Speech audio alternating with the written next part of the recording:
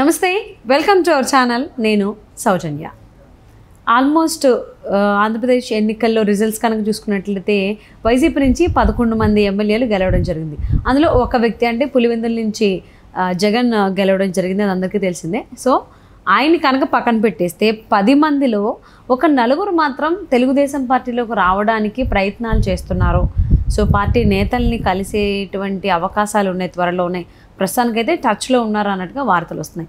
మరి ఇంతకీ ఎవరా 4 ఎమ్మెల్యేలు? ఎవరెవరు తెలుగుదేశం పార్టీ వైపు మొగ్గు చూపి అందులోకి జంప్ అయ్యేటువంటి అవకాశం ఉంది? ఈ అంశానికి సంబంధించి వారి విశ్లేషణని మనతో పంచుకోవడానికి ఈరోజు మనతో పాటు ఉన్నారు టీడీపీ స్పోక్స్ పర్సన్ సూర్యదేవర్లత గారు ఉన్నారు. వారితో మాట్లాడదాం. నమస్తే అండి. నమస్తే. సో ఏదేమైనా ఇది అధిక మెజారిటీతో అనూహ్యంగా ఎక్కువ సీట్లను గెలవడం జరిగింది టీడీపీ. సో దాంతో మరి ఏమైందో ఏంటో కానీ ఎవరైనా కానీ ఒక్కసారి రాజకీయంగా అడుగుపెట్టిన తర్వాత రాజకీయంగా ఎదగాలనే చూస్తారు. సో వైసీపీ నుంచి గెలిచినటువంటి 11 మందిలో ఒక వ్యక్తిని పక్కన పెట్టేస్తే ఆయన ఎలాగో రాలేరు కాబట్టి, సో మిగిలినటువంటి 10 మందిలో 4 మాత్రం తెలుగుదేశం పార్టీలోకి రావడానికి వైసీపీని వీడి మంత్రాలు జరుపుతున్నారు. తెలుగుదేశం పార్టీ నేతల్ని కలిసేటి ప్రయత్నాలు చేస్తున్నారు, టచ్లోకి వస్తున్నారని వార్తలు వస్తున్నాయి. సో దీనికి సంబంధించి మీరు ఏమంటారు? అంటే మునిగిపోయాను అలాంటిది అయిపోయింది.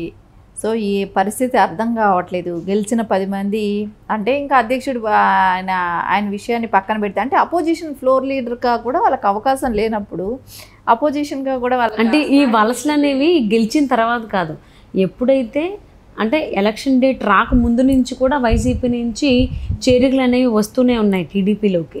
సో అది తర్వాత కూడా ఎలక్షన్ డేట్ కన్ఫర్మ్ అయిన తర్వాత కూడా వచ్చింది. అంటే ఇప్పుడు తీరా గెలిచిన తర్వాత కూడా ఆ వలసలు అనేవి కంటిన్యూ అవడం అనేది దీని గురించి ఏంటంటారు?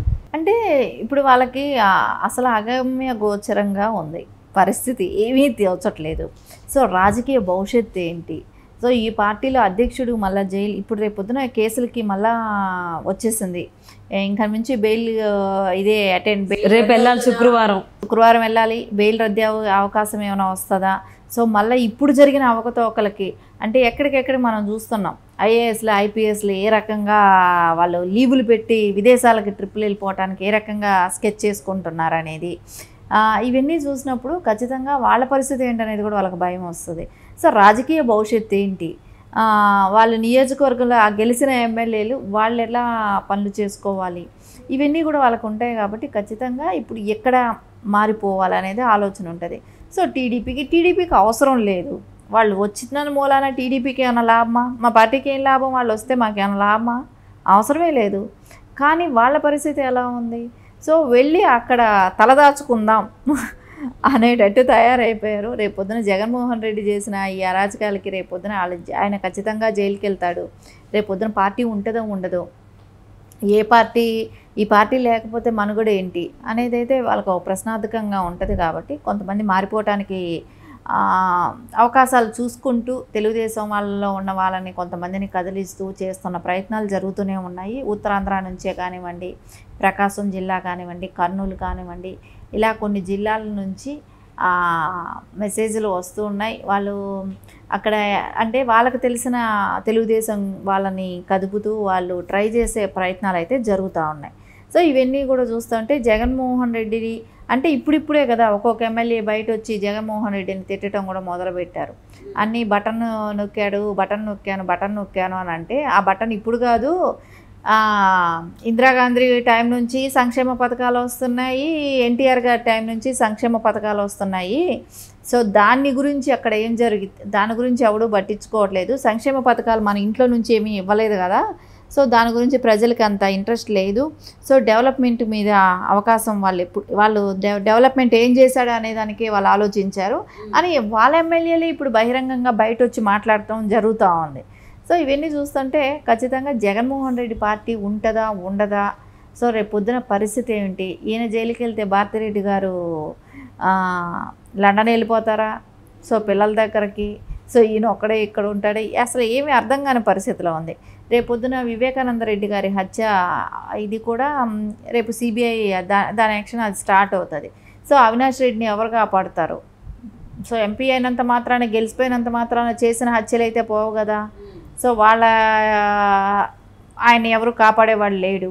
సో ఆయన ఎవరు ప్రోద్బలంతో చేయించారు ఇవన్నీ, ఎవరు చెప్తే చేశాడు, ఇవన్నీ కూడా బయట వచ్చే అవకాశాలు ఉన్నాయి. సో ఇవన్నీ చూస్తుంటే పార్టీ గురించి అక్కడ ఇప్పుడు గెలిచిన 10 మంది ఎమ్మెల్యేలకైనా కూడా అర్థం కాని సిచ్యువేషన్లో ఉన్నారు.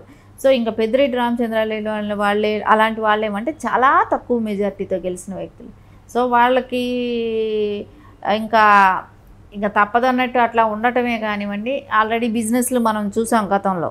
సో వాళ్ళు పక్క దేశాలు మారిపోవటమే కానివ్వండి, అవన్నీ జరుగుతూనే ఉన్నాయి. అయినా కూడా వాళ్ళు చేసిన అక్రమాలు అయితే ఎక్కడికి పోవు కదా, ఇప్పుడు ఇవన్నీ బయట వస్తాయి. మొన్న లోకేష్ గారైనా చెప్పటం ఏమంది, మేమేమి కక్షపూరిత రాజకీయాలు చేయము, మాకు సంబంధం లేదు, చట్టం తన పని తను చేసుకుపోతుంది. సో ఎవరైతే దీనిలో దౌర్జన్యంగా ఇన్వాల్వ్ అయ్యి మొన్న దౌర్జన్యాలు చేసిన వాళ్ళే కానివ్వండి, అక్రమ సంపాదన కూడబెట్టిన వాళ్ళే కానివ్వండి, వీళ్ళనైతే వదిలే పరిస్థితి లేదు.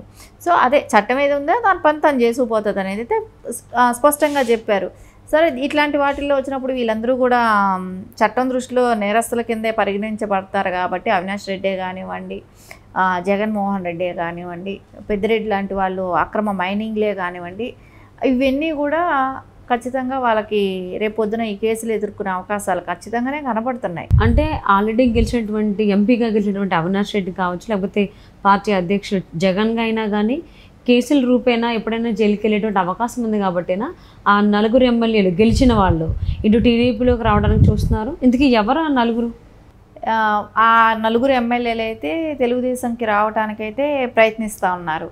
సో ఖచ్చితంగా అయితే వాళ్ళ ఉద్దేశాలు ఎందుకోసం రావాలి అనేది అనుకుంటున్నారంటే, అంటే పేర్లు అయితే బయటకు చెప్పరు కానీ 4 అయితే ఖచ్చితంగా ఉన్నారు.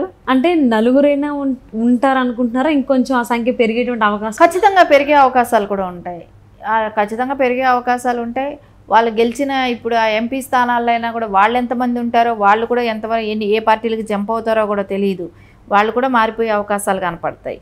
ఎందుకంటే అక్కడ మెయిన్ ఏంటంటే ఈరోజు ఆ కేసులకన్నీ ఎదుర్కోవాల్సిన అవసరం ఉంది. ఆ పార్టీ ఉంటుందా ఉండదా?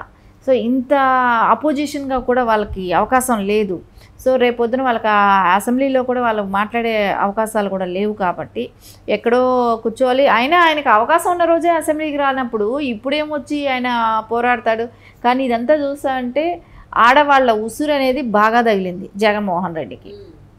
అంటే బోనమ్మన్ గారిని అవమానించడం శాసనసభలో, అంటే ఆవిడ గురించి మాట్లాడటమే కానివ్వండి, ఇంకొక విషయం తల్లి చెల్లిని గురించి మాట్లాడటమే కానివ్వండి, ఇంకొకటి అమరావతి మహిళలని ఏ రకంగా బాధ పెట్టాడు. సో ఈ అన్నిటి ఉసిరే ఈరోజు అతను పడుతున్న ఈ క్లియర్ స్వీప్ అవటానికి కారణం మహిళలు. నాకైతే ఏదైతే నమ్మి మహిళలు ఓటేస్తారో అని అన్నాడో చూసారా, ఆ మహిళలు ఇవన్నీ గుర్తుపెట్టుకొని ఓటేసినట్టే కనపడుతుంది. సో యాక్చువల్లీ వైసీపీ నుంచి వలసలు అనేది ముందు ఎప్పుడో స్టార్ట్ అయింది. ఎన్నికలు జరగబోతున్నాయని అప్పటి నుంచి సీట్ల పంపకాల విషయం టైంలో కూడా చాలామంది అటు నుంచి వైసీపీ నుంచి టీడీపీకి రావడం జరిగింది. ఇప్పుడు గెలిచిన తర్వాత కూడా గెలిచినటువంటి 10 మందిలో 4 ఆల్రెడీ ప్రయత్నిస్తున్నారు టీడీపీలోకి రావడానికి అంటున్నారు. మరి చూద్దామంటే అది 4 దగ్గర అవుతుందా, ఇంకా పెరిగేటువంటి అవకాశం ఉందా అని. థ్యాంక్ యూ సో మచ్ లత గారు. Thank you.